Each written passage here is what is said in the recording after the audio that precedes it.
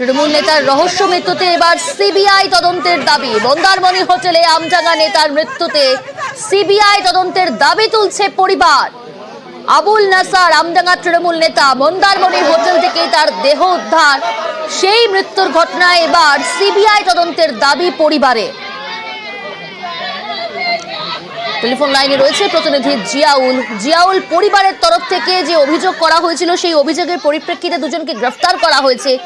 এবার তাহলে তারা কি দাবি তুলছেন, কি চাইছেন তারা? একদম দেখো, আমডাঙ্গার তৃণমূল নেতা আদারটা গ্রাম পঞ্চায়েতের উপপ্রধানের স্বামী আবুল নাসার, তিনি তৃণমূল নেতা। ফলে তার মন্দারমণি থেকে তার মৃতদেহ একটি হোটেল থেকে মৃতদেহ উদ্ধার হয়, ফাঁস লাগানো অবস্থায় মৃতদেহ উদ্ধার হয়। কিন্তু তারপরেই মৃতদেহ উদ্ধার হওয়ার পরেই কিন্তু পরিবারের স্পষ্ট অভিযোগ যে তাকে কিন্তু খুন করা হয়েছে, খুন করে হোটেলের ঘরে ঝুলিয়ে দেওয়া হয়েছে এবং তা এখনো পর্যন্ত এই ঘটনায় দুজনকে গ্রেফতার করা হয়েছে।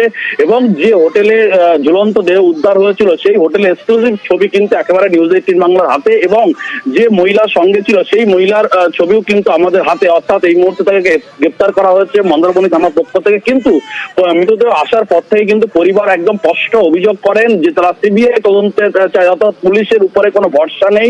এই খুনের পিছনে পুলিশের কোনো ভরসা নেই, ফলে সবটাই তারা সিবিআই তদন্তে চাইছে। তার কারণ যেভাবে তৃণমূল নেতাকে খুন করা হয়েছে, এখান থেকে ডেকে নিয়ে গিয়ে হোটেলে তাকে ফাঁস দিয়ে ঝুলিয়ে দেওয়া হয়েছে, ফলে তাকে পরিকল্পনাভাবেই খুন করা হয়েছে। অর্থাৎ তিনি জমি জায়গা সংক্রান্ত ব্যবসা করতেন, জমি নিয়ে ব্যবসা করতেন, ফলে তার কোনো অন্য কোনো শত্রু ছিল না। ফলে তাকে খুন করার জন্যই এখান থেকে একেবারে মন্দারমণিতে নিয়ে যাওয়া হয়। মন্দারমণি হোটেলে তাকে খুন করে। জিয়াউল, পরিবারের তরফ থেকে অভিযোগে গ্রেফতার হয়েছে, জেরাও করছে পুলিশ আধিকারিকরা, কিন্তু খুনের মোটিভটা কি?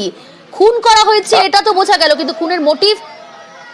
একদম দেখো, তার পরিবার এবং এই যে উপপ্রধানের স্পষ্ট দাবি ছিল যে তিনি জমি জায়গা সংক্রান্ত ব্যাপার নিয়ে দীর্ঘদিন ধরে পার্শ্ববর্তী তার এক বন্ধুর সঙ্গে গন্ডগোল চলছিল, কিন্তু সেটা এখানেই ছিল। কিন্তু কেন তাকে নিয়ে যাওয়া হলো মন্দারমণিতে, সেই প্রশ্ন কিন্তু তারাও তুলছেন। এবং ঠিক যখন গভীর রাত, সেই সময়টা ঋষিকে ফোন করে বলেন যে তিনি একটি কাজে মন্দারমণিতে এসেছেন, গভীর রাতে ফিরবেন। পরবর্তীকালে তিনি বলেন যে আজকে রাতে ফিরতে পারবেন না, কালকে ফিরবেন।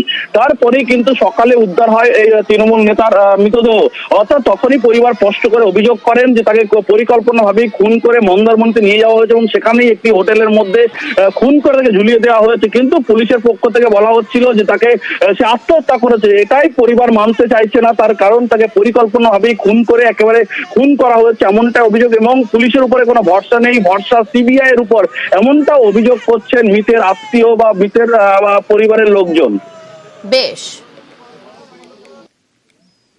আমাকে বলেছে যে একজন আমার ডেকেছে আমার পয়সার জন্য, আমি অনেক পয়সা পাই, আমার একটু নিয়েছ, আমি একটু যাবো। আমি বলি তাহলে তুমি যাবে, বাড়ি আসবে? তো বলে আমি একটা দিন থাকবো, তারপরের দিন রাত্রিবেলা আমি চলে আসবো। আমার সাথে কথা হয়েছে, আমার বলেছে আমি এখন যেতে পারছি না, আমি সকালবেলা তোমার কাছে চলে যাব। ওকে মার্ডার করা হয়েছে, ওর কোনো খারাপ কিছু ছিল না। তদন্ত চাই, এর শাস্তি চাই, আমি আর কিচ্ছু চাইনি। এটা একটা রহস্যজনক মৃত্যু, এটা খুন করা হয়েছে চক্রান্তভাবে, একে ফাঁস দিয়ে মৃত্যু করা হয়েছে। বিজনেস পারপাসে ও ওখানে গেছিল মন্দারমণিতে, সেখানে গিয়ে চক্রান্তভাবে 4-5 জন মিলে ওকে মার্ডার করা হয়েছে। আমরা এখন সিবিআই তদন্তের জন্য আবেদন করছি।